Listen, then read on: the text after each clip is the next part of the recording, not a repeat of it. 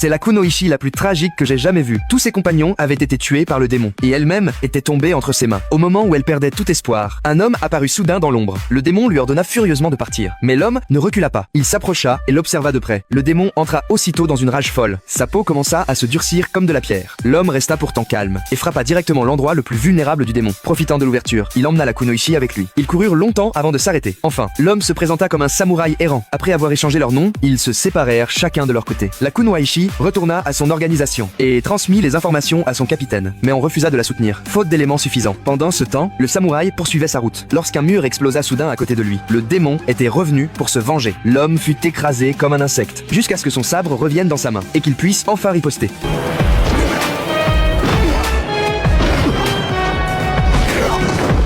La brute croyait ses attaques inutiles, jusqu'à ce qu'une douleur inconnue traverse sa peau de pierre. Son corps commença à se fissurer lentement. Le samouraï leva son sabre et frappa de toutes ses forces. Le corps gigantesque et orgueilleux de la brute fut finalement enseveli. Sous sa propre épée colossale, au loin, un vieil homme avait tout observé. Il s'approcha et invita le samouraï à rejoindre son équipe, en le prévenant que celui qui l'avait tué n'était qu'un des 8 ninjas du portail démoniaque, et que les 7 autres ne le laisseraient pas en paix. Comme prévu, les 7 arrivèrent peu après. Ils trouvèrent ici les traces du samouraï. Et avant de mourir, le démon avait gravé son visage sur le mur, avec sa propre main.